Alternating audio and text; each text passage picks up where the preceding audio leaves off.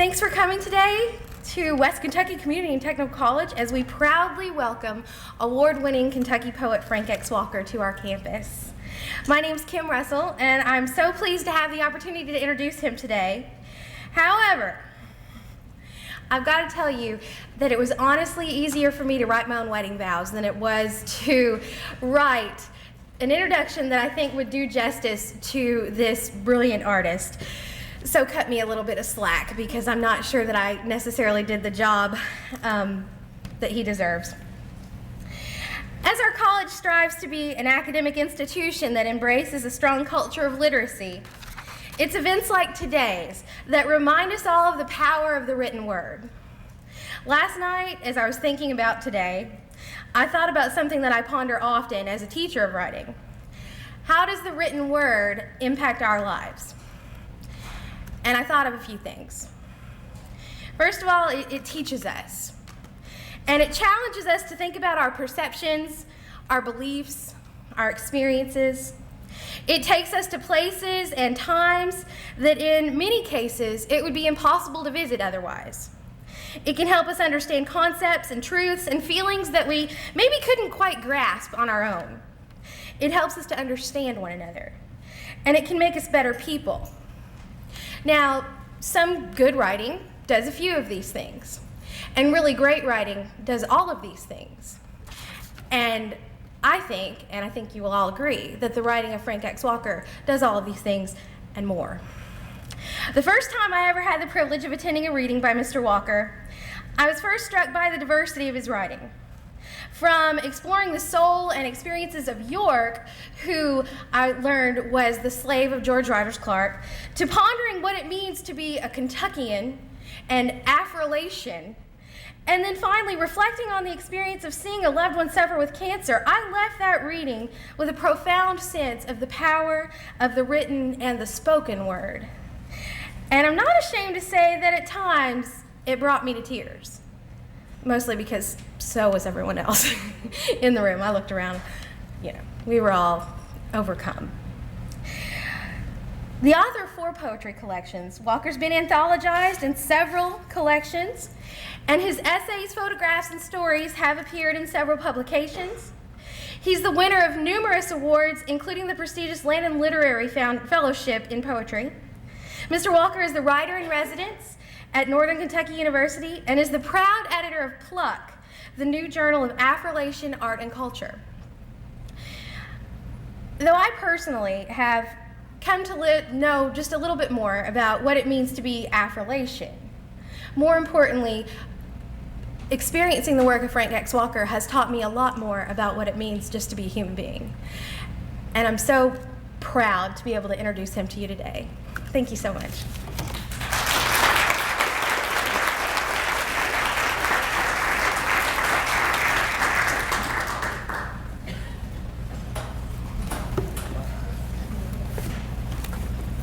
Obviously, there's some class credit somewhere. It's way too full for a poetry reading.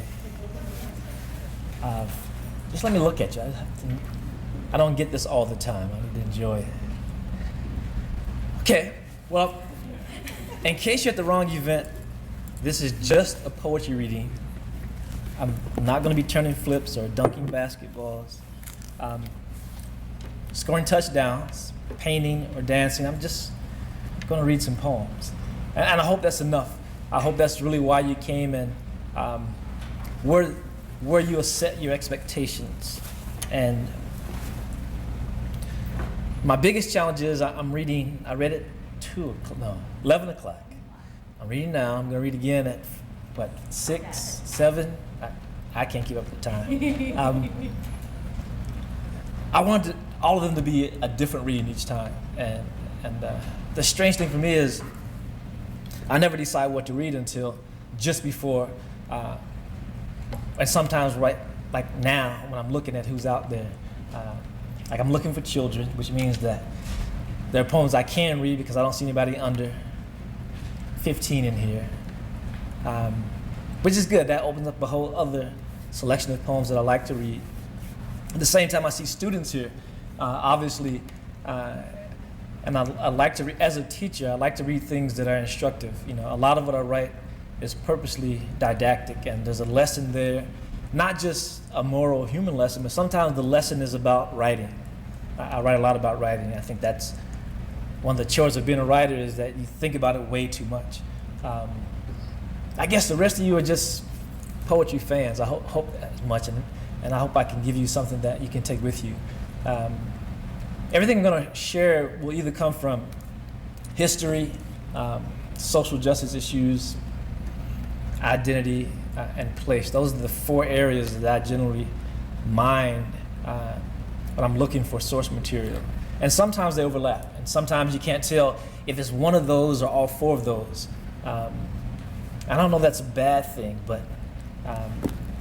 we'll see what happens. I'm going to try to focus on the historical pieces for you, and then read some new poems. I read earlier mostly from Appalachia and Black Box for the high school students, and we had a great Q&A afterwards. I think it was, for me, it was the best part of the morning. I mean, they were very, very interested in the process. Some of them came with questions about individual poems they had studied in class, and that's always exciting that teachers are sharing the work, and that Kentucky writers are being used in the classroom, because believe me, that doesn't happen everywhere. So it's a good thing when any one of us are using the classroom. But I'm going to share with you some multiple voices. I'm going to assume that you may have already heard about the first book that features York, who was a slave of William Clark of the Lewis and Clark expedition. I believe he has some water very near here that is connected to that infamous trip. But my purpose for sharing York's story is that I'm assuming your experience wasn't that much different from mine, that whenever you studied Lewis and Clark in high school or middle school, that it didn't include York's story. I remember vaguely the full 1.5 pages about Lewis and Clark, and I left with the impression that it was just Lewis and Clark, that there was these 2 superheroes were all by themselves, went all the way out there and back, and deserved all the hero worship that they've gotten over the years. But the more research I had a chance to do, I found out that there were over 40 people on the expedition. You know, you may have heard about Sacagawea or Sacagawea. She had her own gold dollar. But most cases, most people have not heard about York at all.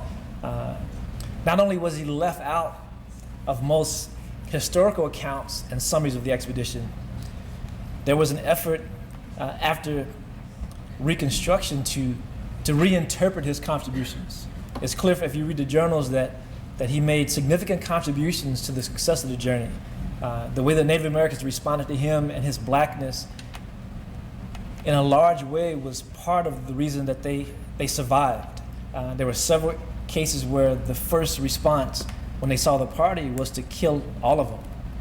And individual leaders in those tribes chose differently after seeing York. In one case, they were just curious about his blackness and his power. Other cases, they were afraid that killing such a special individual might bring them harm. And the reason they thought he was special was because of the same reason that other people felt he should be a slave. It was because of his blackness.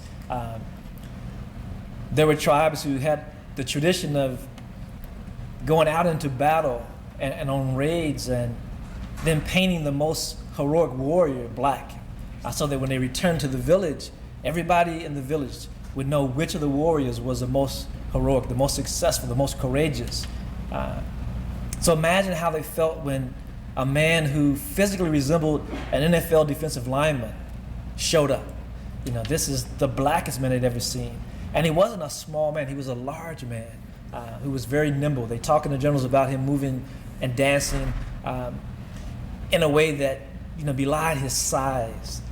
They called him names like Big Medicine, Katanka, who walked like man. You know, they thought, you know, he had the kind of presence that was not human.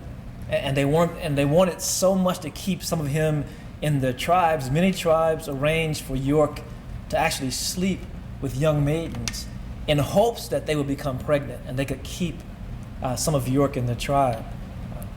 Part of the magic for me, over the course of the research, I had a chance to actually be in Lapwai, Idaho, and have dinner with descendants of York, who are the product of a marriage York entered into with the Nez Perce tribe during the expedition. And this is information that isn't in any history book. This is only available through the transcribed oral histories of the Nez Perce tribe. And most people don't know about that information. So part of what I'm going to read today, after I introduce York's voice, I'm going to read some poems that are in the voice of his Nez Perce wife. And to balance that out, I'm going to read also the voice of his enslaved wife. So you have these two ideas, two representations of two different women that together will help shape how you might think about York. And in between that, I hope to introduce a few other voices that I think are significant in the retelling of the Lewis and Clark expedition. But having said probably too much, let me get right to the reading and invite you to do something for me that might help you go backwards 200 years and actually believe it's York talking and not, some bald-headed man at the podium. At the very least, you won't be distracted by all the people obviously walking in all the time, because your eyes go up and then I'm thinking, I'm looking too, so I'll pretend like you're not looking up. So close your eyes. No. What I want to do is when I start these poems, I'm going to read them straight through, and to help you appreciate the significance and power of a different voice and images that actually drive poetry. I would ask you to close your eyes and try to travel backwards and see the things York is talking about.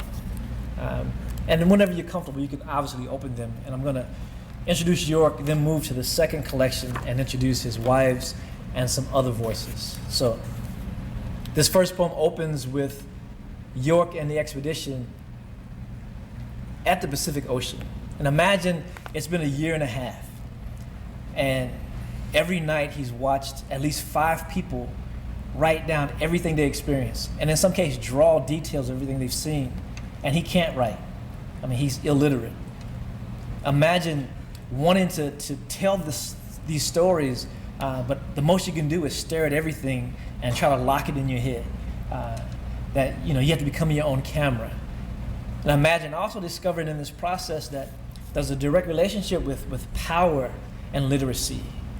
So he's impotent on this level. He's the biggest man in the group, but he's the most impotent man because he cannot translate what's happening in his world onto a piece of paper. And he recognizes that as he sees people do it every single night for a year and a half. And now he's at the ocean, and the most powerful things he's ever seen. He's never seen the ocean, now he's at the ocean. The biggest fish ever was a catfish, now there's a whale. And he wants to talk about this and remember this, and he starts to think about his wife, who is back in Louisville, Kentucky, owned by a different family, and he misses her very much. And if you read the journals, you can tell it was a very strong relationship. So close your eyes, and this is York, Wind Talker. If I could make my words dress they naked selves in blackberry juice, laid down on a piece of bark, sheep, or onion skin like massa do. If I could send a letter home to my wife, floated in the wind on wings or water, I'd tell her about Katanka and all the wide and high places this side of the big river. How his family, numbering 3 for every star in the sky, look like a forest when they graze together, turn into the muddy Missouri when they thunder along faster than any horse, making the grass lay down long after the quiet has returned. How they don't so much as raise a tail when I come round with my woolly head and tobacco skin, like I'm one of them, making the Arikara and Mandan think me big medicine, Katanka who walk like man. Today, we stood on the edge of all this, looked out at so much water, the mountains we crossed to get here seem a little smaller. As I watch fish the size of cabins, dance in the air and splash back in the water like children playing. I think about her, and if we gon' ever be free. Then I close my eyes and pray that I don't live long enough to see Massa make this ugly too. God's house. When we first left Kentucky, the trees had commenced to dressing up the fall harvest, and the garden was already full of pumpkins and squash. Master Clark didn't ask me to go on no expedition. He just said, pack, and pointed to the door. So I gather up what little I got, and more than I carry his, and head off to a sail-bearing keelboat where his friend, Master Lewis, is waiting. That boat was so big you could lay any 10 of the 16 men on board, or 8 of me, head to toe, and still have enough room for the dog. We starts out on the Ohio and swing up the old man of rivers. When we gets to the mouth of the dark woman they calls the Big Muddy, we sets up winter camp, a good canoe ride from St. Louis. That spring, when the rains come, we cross the Mississippi and commence to climbing the Missouri and float right up through heaven on earth. More sky than I ever seen, rocks as pretty as trees, and game so plentiful they comes right down to the riverbank and invites theyselves to dinner. Now, I ain't what you would call a scripture quoter, but the first time I seen the waterfall at Missouri, felt a herd of buffalo stampede and looked down from the top of Rock Mountains, it was like church. And where else but God's house can a body servant big as me carry a rifle, hatchet, and a bone handle knife so sharp it can peel the black off a lump of coal? And the white man still close his eyes and feel safe at night. Primer. The only book we allowed to know is the Bible. Though many a slave been sold south, had fingers chopped off and worse for the crime of reading and writing. I figures my respect for a good telling come from listening to old York weave his magic at night. Folk hung from our porch like baby possums and lived off the breath he give to every story, no matter how many times he tasted the tale. I learned to appreciate the power of single words, holding the lamp over Master Clark while he studied his brother's letters and struggled with his own returns. Them think all slaves dumb 'cause we can't cipher, but they be surprised how many words we pick up just standing around like trees in a room full of educated men. Sundays and Christmas. I cares plenty for my wife, but I've been told a slave can't truly know love, being as massa and white men's in general have and takes certain privileges with our women. I suspect the deepest hurt in the world be to risk being tied to a woman's hearth than standing on the front porch while the massa part her thighs, knowing that any cry raised is inviting death or worse. But what else but love make you hold that woman even tighter? Try to rock her back to whole long after the tears dry up and the hurt turns the ashes back to flames. It be in nighttime and deep into winter, I can think of no other breath I wish to feel and no other whisper I ache to hear. What we loud to feel might not rate as love, but it be powerful enough to make you rule the time between visits. And I'm gonna pause there because I hope that you get a sense of not just York's voice, but you start to feel his character, that this is a sensitive soul. This is somebody taking in everything that's happening around him and trying to process that information. At the same time, I want to use that and transition to the second book because the most important thing I learned about reading from Buffalo Dance Around the Country is that most of the audiences were always women. And somebody always asked a question, what about his wife? What do you know about his wife? And all the research has not even turned up her name. And we know that after the expedition, the family that owned his wife left Louisville, Kentucky. And after that brief visit, York never saw his wife again. So there's a tragic love story in that return trip after the expedition to visit his wife. We also know that he wanted to be with his family so much that he kept getting in trouble because his master was stationed in St. Louis after the expedition, and he sent York back to Kentucky to say goodbye to his wife. Not just goodbye, but a final goodbye, to be done with that woman was the instruction. And he came back so bitter that the journals talk about this conflict that began between Clark and York that resulted in York being jailed quite often and drinking heavily, supposedly. But this very communal relationship between the two that showed no signs of conflict in the journal entries suddenly became embittered and confrontational. If you read the journals, you can see exactly when it happened. It's easy to figure out based on reading the letters that Clark wrote to his brother about York and how he felt during the same time, how he changed himself and what he expected from York. York expected to be freed after the expedition. He thought that he contributed so much that while the other men received land and money, he was expecting to be freed.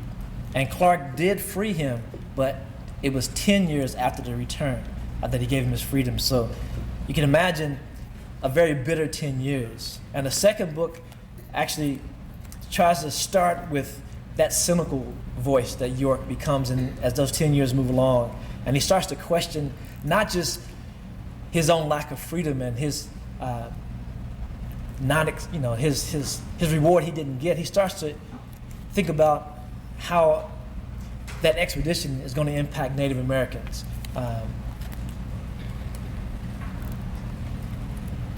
And I'll read a poem that tries to put that into perspective and then move into the other voices. The melting. This is the cynical York after the return. Old York say Mandingo, Igbo, Dogon, Akan, Yoruba, and more be chained together in the bottom of boats and brought to this land. He say one of the tricks used to make a man a slave and kill his language be to take away the name he call himself. When I listens to the Sioux, the Hidatsa, Arikara, Mandan, Shoshone, Salish, Chinook, and even the Nez Perce all be called savage, Indian, red man, or children by the captains, I wonder how long it would take before they answers to nigger too. So he's a little more bitter easily. So, and he goes on to question even the religious foundation that these leaders of men have claimed in the name of the Father. Them call the old guy that led us through the mountains Toby, Sacagawea, Janie, her little Jean Baptiste, Pomp, and me, boy, and worse if it crossed their minds. Them call the beautiful Namipu people Nez Perce, though we never seen a Pierce nose in the mountains or plains. Them give a name to every stream and place we come across, even name the group of small islands after me, without ever thinking to ask the people who lived there if they already had names.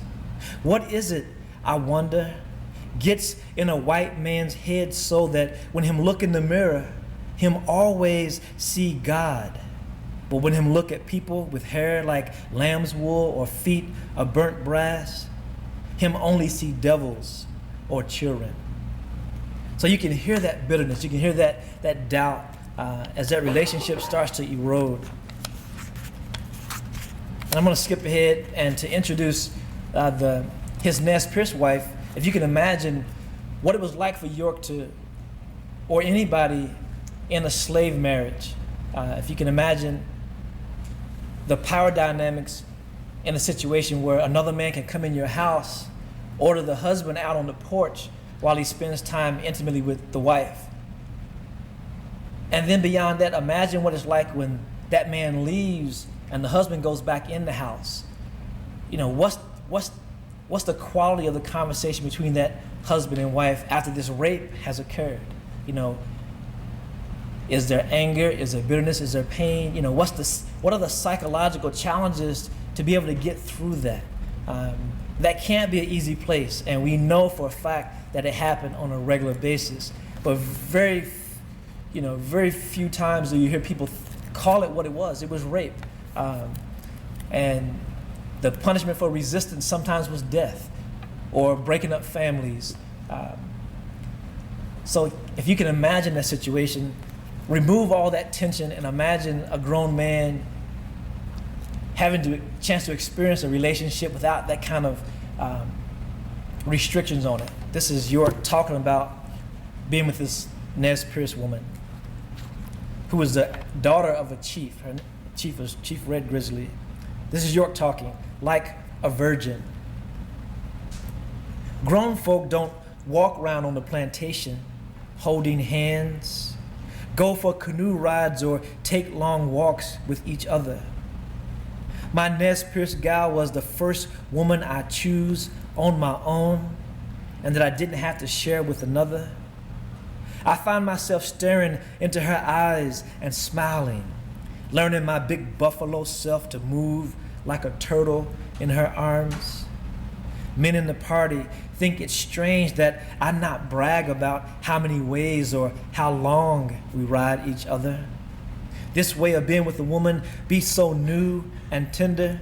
I close my eyes and feel like a fresh-born calf stumbling on weak, wet legs, discovering that it not the ground that be moving. So I can imagine him as a grown man feeling like we probably all felt as a teenager, and that first love that doesn't have that, has all the freedom attached to it. He felt he had to experience this level of freedom for those 3 years when he was treated like a king in a lot of those tribes. These next poems are in the Nez Perce wife's voice. And it goes without saying that it's because of these poems that the book has been banned from middle schools. I hope you can handle that.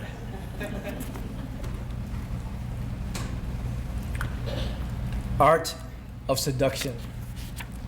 These are good eyes closed poems too, so you can close your eyes. Art of Seduction. I know a hungry man's eyes can undress a woman from across a smoldering fire because York did it. When I grew warm to his advances and I gave him permission and invited him over, without ever opening my mouth, I looked away, then back, then away, then back, so slow. When my eyes returned to meet his, it made his nostrils flare and my heart beat like two drums in my chest. He didn't have a courting flute, so the first music we made between us was a way of looking into each other's eyes and exchanging naked promises so full of heat, passers-by would swear we were already man and wife. His big hands were rough from a life full of hard work, but when they were filled with me, each one became a party of men deep in the wilderness, intent on exploring every mound and knowing all of the hollowed out and sacred places. Lover's Moon. After the red-headed one's bed is made and his stomach full of meat, he gives my York the slice of daylight left to do as he pleases. Pretending not to rush back to me, he passes by and nods. After I track him down in the dark, jump on his back and wrestle him to the ground, we wander off laughing toward the horses, then follow the riverbank upstream, holding hands and looking for a private place to celebrate the way the moon dances on the face of the water. We find a rock to hold all our clothes and play in the shallows like children. But after our bodies kiss, we stop to weigh the gift of time alone and grow up real fast. midnight ride. After the fires die down, a moon full of shine allows us to wander off into the night's arms. Urged on by the river and the night's music, our two quickly become one. Straddled aboard him, a buffalo robe around my shoulders and nothing else, I close my eyes and ride low and close, the way a hunter tracks buffalo in the deep winter snow. Our gentle trot becomes a gallop, and after a good sweat, our gallop becomes a quiet stand. Then we bow our heads and wait for our breaths to catch up. After a quick dip in the cold river, I mount back up for warmth, and we ride slow and long until my legs quiver and York finds the strength to harness himself. When he carries me back home to our mat, folded up in his arms like a child, we lie down in the lap of the night, both empty and full, and sleep. Now those are pretty racy for middle school, but at the same time, I made the effort to try to find language that is similar to what Marvin Gaye did in the 60s. If you remember that good old music, you could talk about the same thing, especially intimacy, and not be graphic.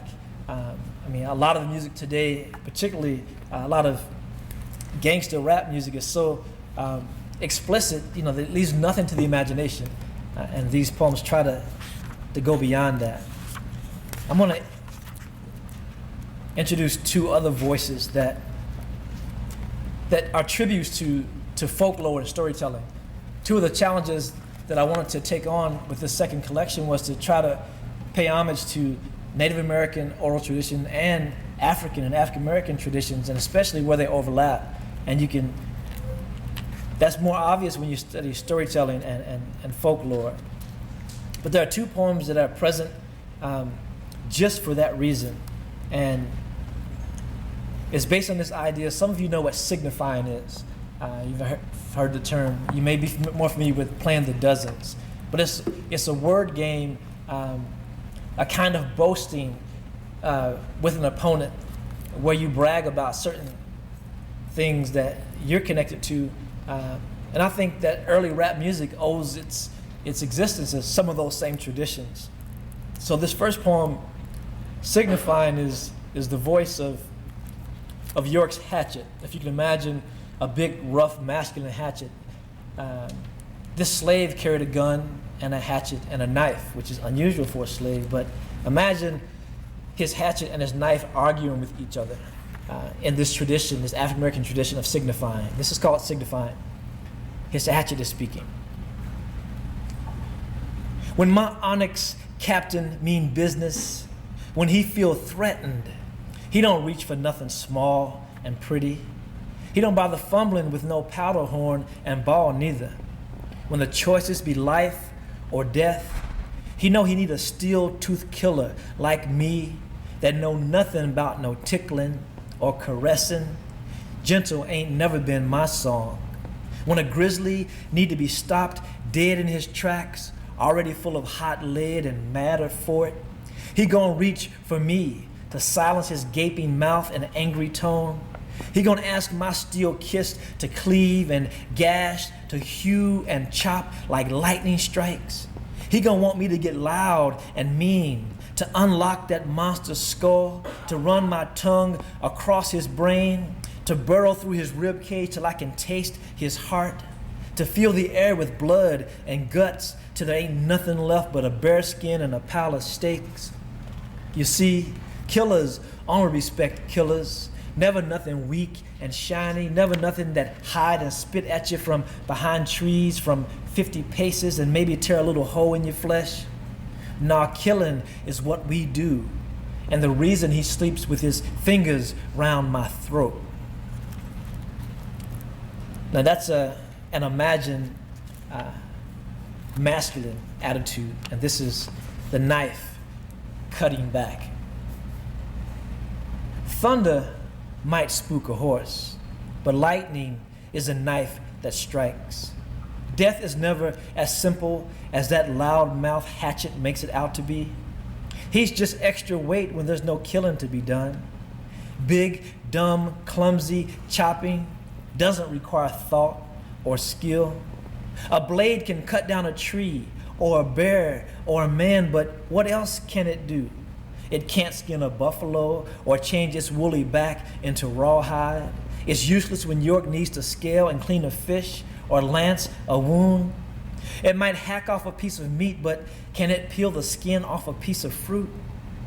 Size means nothing when the right vein and the blood that courses through it needs separating. I can take the hair off a man's throat or slice it open without raising my voice. These fools sit around the fires all night, pining for the love of a good woman. And they believe a good woman is always quiet and small and pretty. But they aren't ready for a real one like me, who is as dangerous and useful in the wild as fire is in the kitchen. So she got the last word. Reminds me of growing up with 6 sisters, what that's like. Not suggesting that women have to get the last word. It's just my experience. All right. I'm going to introduce York's voice again as he wrestles with this idea of his desire for literacy, that he's starting to recognize, what he can do in the world, but how even when those things are things that are respected, that is still not the thing that he wants and he craves for, and that's to be literate. This is primer 2. I can read the heart of a woman in her eyes as easy as a lie in a man's face.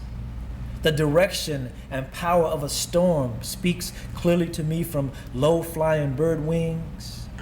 I can dip my fingers into muddy hoof or toe prints and tell how many of what I'm gonna have for dinner.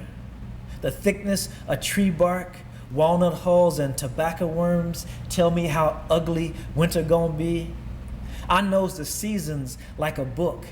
I can read moss, sunsets, the moon, and a mare's foaling time with a touch.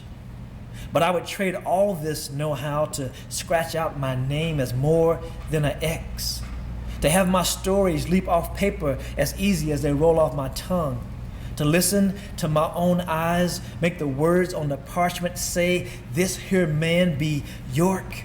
He can come and go as he please, work for himself, own land, learn his books, live and die free.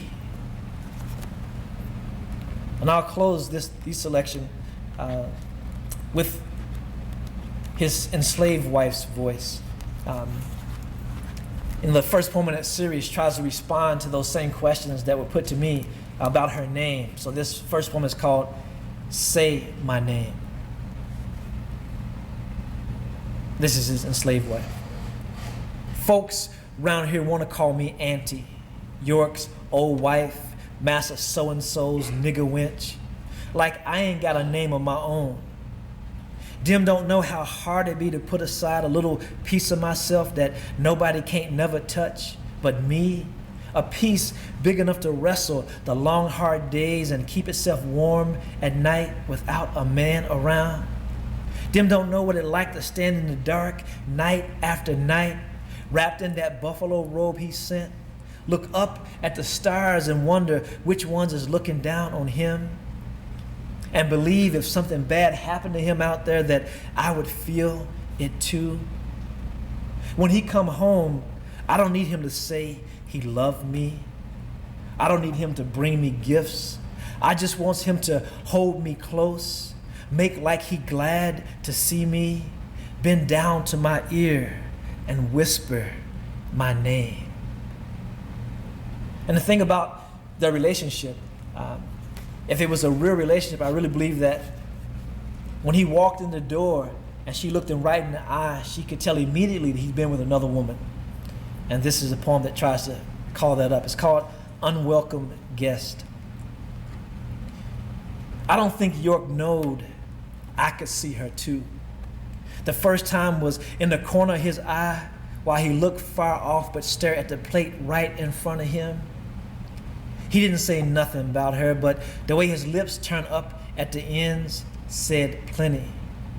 Now, I ain't one to sass. His growl helped me to know a slave woman's place. So I sits up all night with both my hands and ears open, waiting to catch her name on his lips.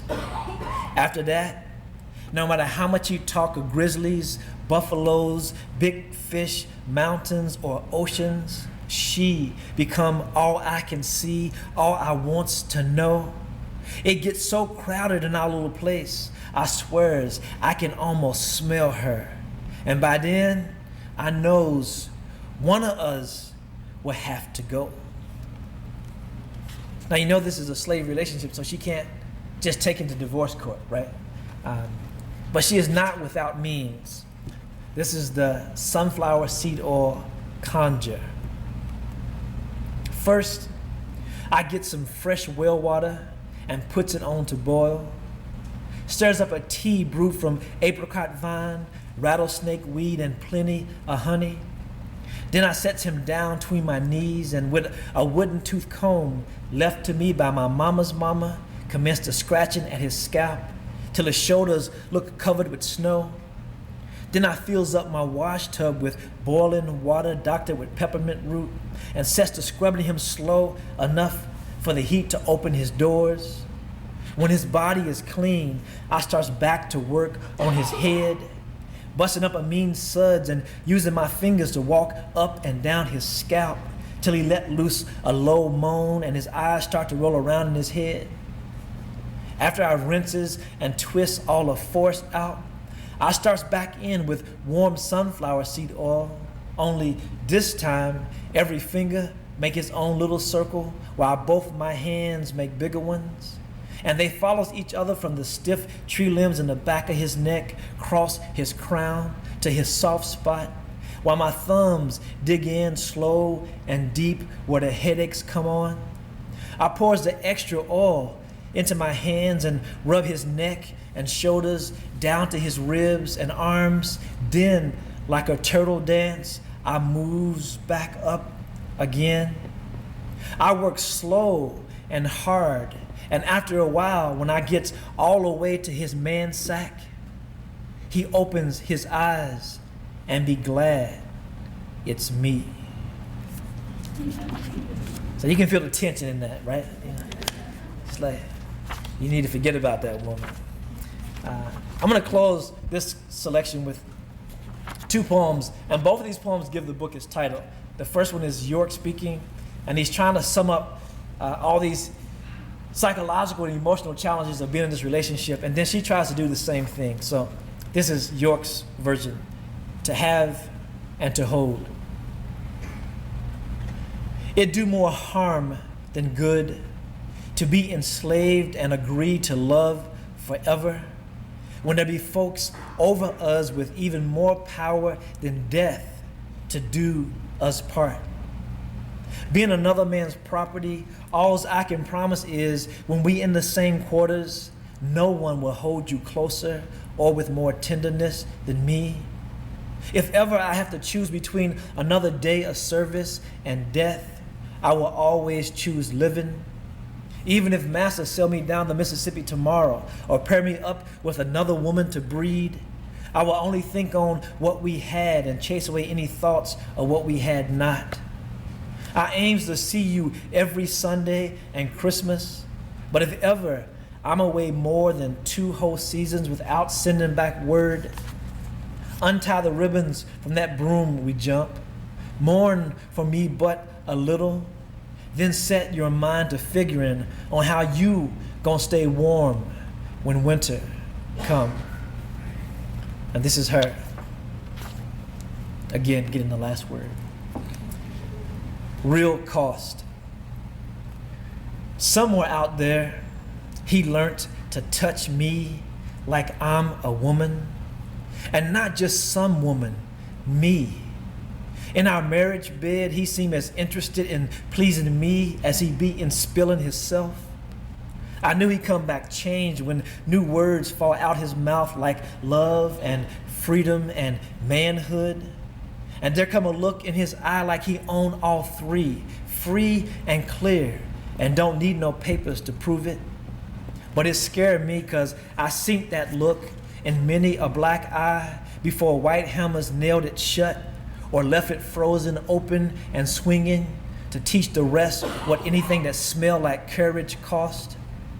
I have no doubt he give his life to stay with me, so I don't tell him that massa taking me back down south. I just kiss him soft to sleep and stare at him long enough to call up his face when I gets old and thankful he still be breathing somewhere when winter comes. Thank you.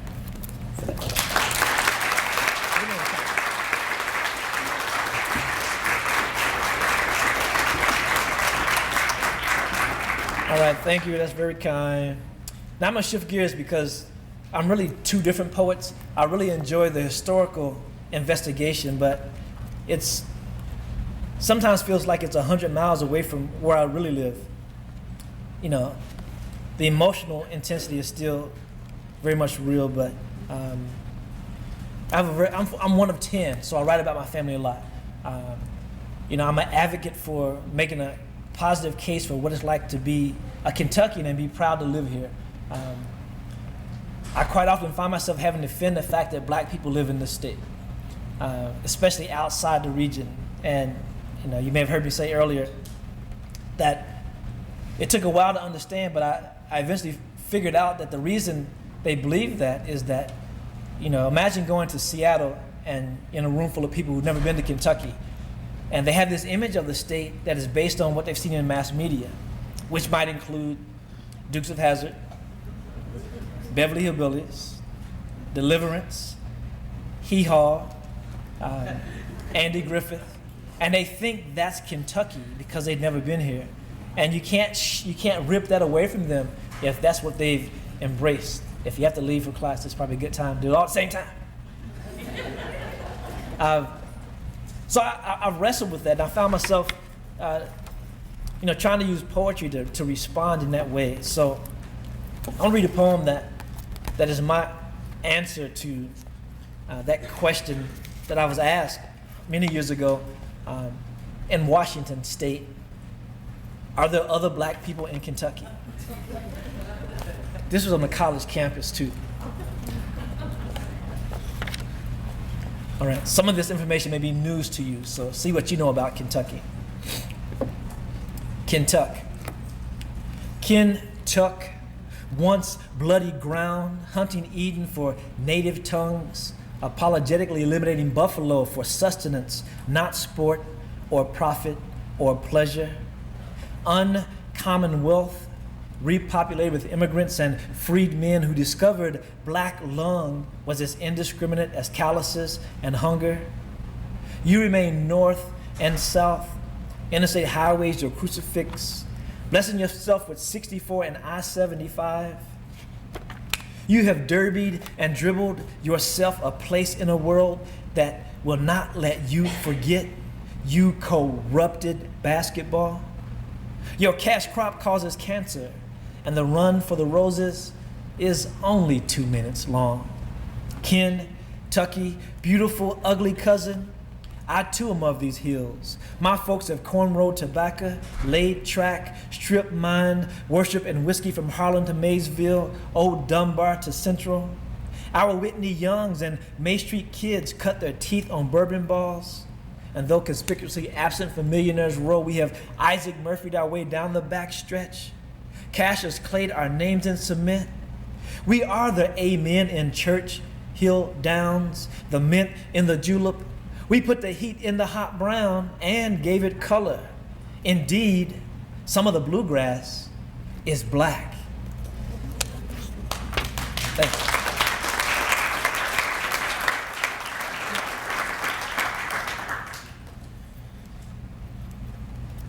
And when I'm not celebrating the fact that I love the state, I'm trying to commemorate the people that I love.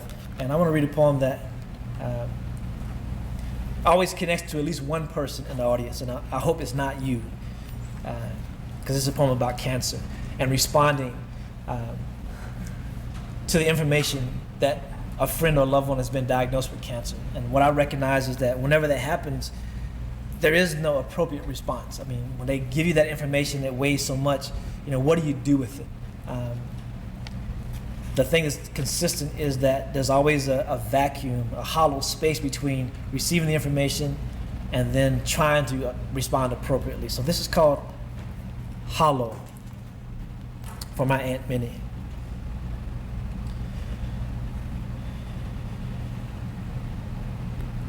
What do you say when a loved one brings death home for dinner and introduces her like a lesbian lover, an interracial romance, or some other traditionally unwelcome guest that might become more palatable by dessert after 20 questions and forced but polite conversation?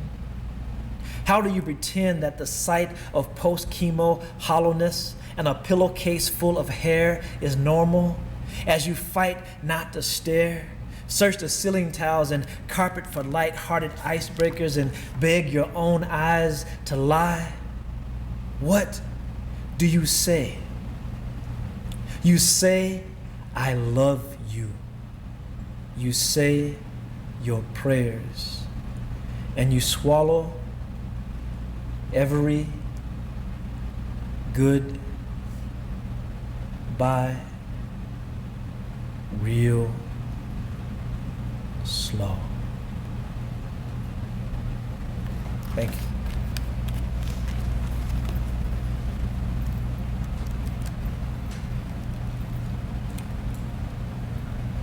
As I search frantically for a happy poem, I'll follow that up with. I'm going to close with a happier poem that's in my mother's voice. It's one of the many lessons that she's taught me over the years. She passed away 3 years ago. And I didn't realize how much she was part of my work, so I tried to read 6 months later, and everything I picked up to read, she was referencing the poem in some way. She had taught me so much. And this poem always reminds me to be humble and to recognize I don't know everything. But when I first thought I was ready to be a famous author, I took the manuscript to my mother and I just gave it to her to enjoy. And I left town for the weekend. When I came back into town, she was standing on the porch in the screen door, but she had her hand on her hip and her neck was cocked. And some of you may know that that means somebody's in trouble. So I was looking behind me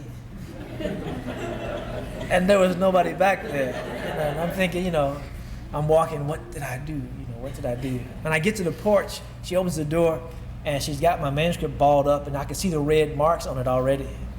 And it took about 3 days of debate to figure out what could go in the first book. So I want to close with a poem in honor of my mother and all young writers out there that says, my poem's been running their mouths again.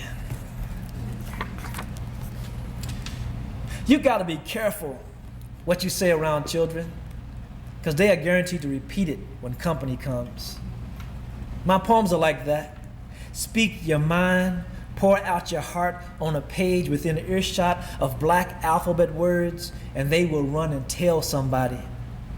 Let the ink and paper verses you carried for 9 months, or the rhymes born prematurely, hear what you covet, who you despise, where you buried the body, and they will betray you for sure. I have learned I cannot trust my poems. Everybody knows more about me and my family now than I would ever tell a soul. My mother asked me to stop telling family secrets. I tried to tell her that it was not me, that the poems been running their mouths again. And maybe she should just keep them for a while, try and talk some sense into their heads. So she took them home one day, gathered them in a room like grandchildren, sat them on her lap, turned their pages one by one. When I returned, she met me at the door, fear in her voice, anger in her eyes. You gotta change them, she said. Why'd you let them say such bad things about people you say you love? Change the titles, take out that part about him being from Kentucky and people calling him names. If my sister reads these poems, it would just break her heart. Well, I knew right then that they had gone and done it. maybe even crossed the line, disrespected my mama like that. And I promised to beat their ass as soon as I got them home. And I knew it would hurt me more than it hurt them. But mama said, no, just talk to them. Try and reason with them. Ask them to compromise, to use some discretion about what they tell to who. Because you never know who's listening or who's just waiting to use your own words against you. Thank you.